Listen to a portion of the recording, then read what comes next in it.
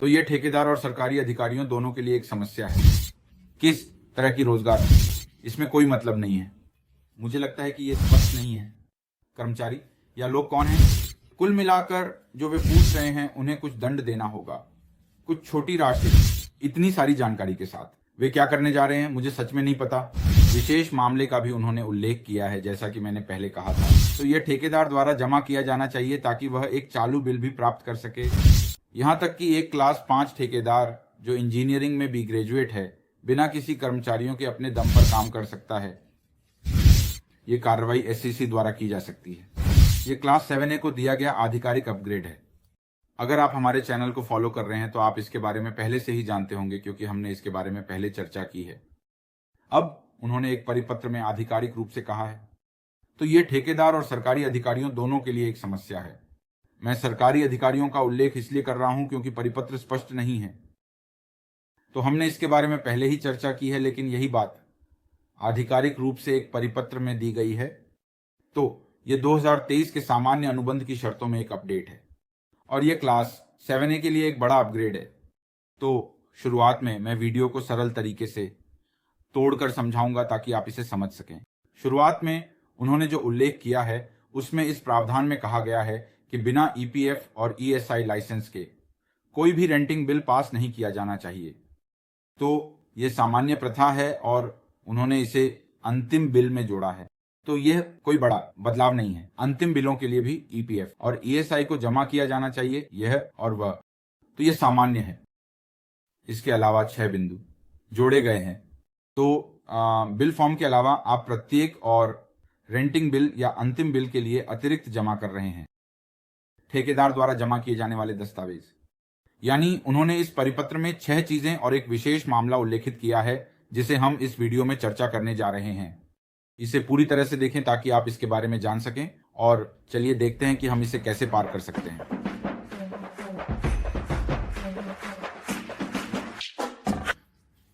तो सीपीडब्ल्यूडी अब सबनेट से कह रहा है कि ठेकेदार को ये दस्तावेज जमा करने होंगे, 6 मुख्य दस्तावेज। तो पहली बात यह है कि आपके अधीन काम करने वाले व्यक्ति के विवरण और उनकी नियुक्ति की तारीख। तो वे पूछ रहे हैं यह ठेकेदार द्वारा जमा किया जाना है और इसके लिए कोई अर्थ या कारण नहीं है और यह वास्तव में स्पष्ट नहीं है कि यह किस प्रकार का है। अगर यह एक श्रमिक टेंडर है, जैसे कि आपूर्ति करना, आउटसोर्सिंग लोगों, उस मामले में यह लागू होता है। किस लिए एक निर्माण परियोजना या एक रखरखाव परियोजना या यहां तक कि एक छोटी परियोजना, कर्मचारियों के विवरण, इसमें कोई मतलब नहीं है। मुझे लगता है कि यह स्पष्ट नहीं है। तो यह पहले बिंदु में पहली शर्त है।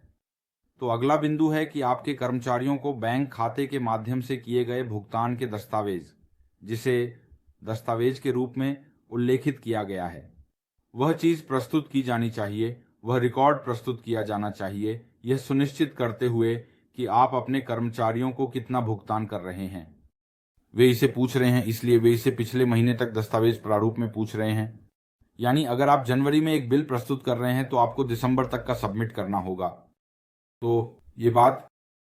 तो अगली तीसरी बात है दस्तावेजों की उपस्थिति, जो बायोमेट्रिक के माध्यम से हो सकती है या ऑफलाइन नोटबुक प्रारूप में, जो भी हो, वे यह चीज ठेकेदार द्वारा प्रस्तुत करने के लिए कह रहे हैं। तो फिर से पहला बिंदु ही एक भ्रम है। वे इसे अगले 3 बिंदुओं में जोड़ रहे हैं, लेकिन सामान्यतः श्रमिक निविदाओं या आउटसोर्सिंग निविदाओं में हम एक उपस्थिति रजिस्टर प्रस्तुत करते हैं, तो यह सामान्य है। लेकिन इस मामले में कर्मचारी कौन है, यह महत्वपूर्ण है। तो यह अभी भी भ्रमित करने वाला है। चौथा बिंदु है ईपीएफ और ईएसआई के अधिग्रहण के दस्तावेज, यानी प्रत्येक कर्मचारी का ब्रेकअप। आपको एक आसान समय मिलेगा। मुझे लगता है कि टीम आसान है, कुछ ऐसा है जो हमें चुनौती देने के लिए मिलता है।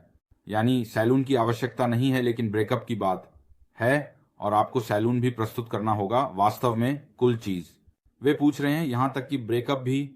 आप ईपीएफ में कितना योगदान कर रहे हैं, आप कितना कटौती कर रहे हैं और क्या आप सही तरीके से योगदान कर रहे हैं। तो इन चीजों की जांच के लिए वे आपके बिल के हिस्से के रूप में ईपीएफ और ईएसआई जमा दस्तावेज मांग रहे हैं।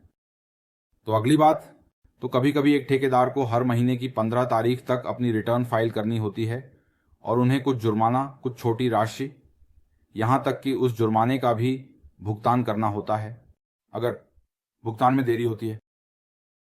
सीपीडब्ल्यूडी यह सुनिश्चित करने के बारे में सोच रहा है कि जुर्माना या बकाया राशि का भुगतान किया जाए।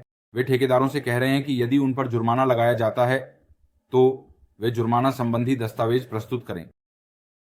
ठेकेदार एजेंसी तो वे ये भी पूछ रहे हैं कि आप, तो इतनी सारी जानकारी के साथ वे क्या करने जा रहे हैं वो मुझे सच में नहीं पता।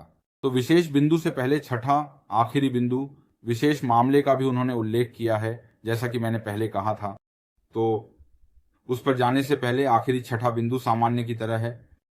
किसी भी दस्तावेज की आवश्यकता या अनुरोध जो इंजीनियर इंचार्ज द्वारा किया गया है उसे ठेकेदार द्वारा प्रस्तुत किया जाना चाहिए। तो वे इसे इस तरह समाप्त कर रहे हैं। तो 6 दस्तावेज हैं, 5 मुख्य दस्तावेज और छठा अगला है जो भी इंजीनियरिंग द्वारा। क्यों हमें ये चीजें साझा करने की आवश्यकता क्यों है? लेकिन अगर यह एक श्रम टेंडर में है तो इसका मतलब है, लेकिन अगर यह श्रम टेंडर में नहीं है तो मैं वास्तव में उलझन में हूं। यहां तक कि एक क्लास 5 ठेकेदार जो एक इंजीनियर भी ग्रेजुएट है बिना किसी कर्मचारी के अपने दम पर काम कर सकता है। तो दैनिक या साप्ताहिक वेतन के लिए हमें ईपीएफ और ईएसआई दाखिल करने की आवश्यकता नहीं है, क्योंकि हम इसे दाखिल नहीं कर सकते। काम केवल 1 या 2 हफ्ते के लिए है। हमें ईपीएफ या ईएसआई दाखिल करने की आवश्यकता नहीं है। वे हमारे तहत नियमित कर्मचारी नहीं हैं, तो हम इसे कैसे दाखिल कर सकते हैं? यहाँ तक कि ईपीएफ इसकी एक सीमा है, या अगर ये 19 और उससे अधिक है, 19 कर्मचारी और ऊपर अगर आप भर्ती कर रहे हैं तो ये अनिवार्य है, अगर नहीं तो ईपीएफ खाता होना अनिवार्य नहीं है। तो ये भी है तो अंत में कोई स्पष्टता नहीं है। तो आखिरी बात, अगर ठेकेदार द्वारा प्रस्तुत कोई दस्तावेज धोखाधड़ी के रूप में पाया जाता है तो एसएससी द्वारा कार्रवाई की जा सकती है। यह है, उन्हें प्रतिबंधित किया जा सकता है। ये 6 महीने, 4 महीने या 1 साल बाद भी पाया जा सकता है। अगर ये पाया जाता है आपका जो भी दस्तावेज 1 साल पहले या 3 महीने पहले प्रस्तुत किया गया था वह धोखाधड़ी के रूप में पाया गया, फिर एसएससी और सीई के पास आपको सीपीडब्ल्यूडी में एक ठेकेदार के रूप में प्रतिबंधित करने का अधिकार है।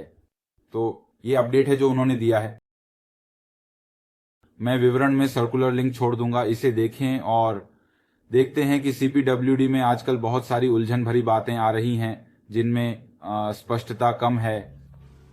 आपके क्या विचार हैं वो आप इस सर्कुलर के बारे में टिप्पणी में छोड़ सकते हैं, और अगर आप स्पष्ट हैं तो आप मुझे भी समझा सकते हैं।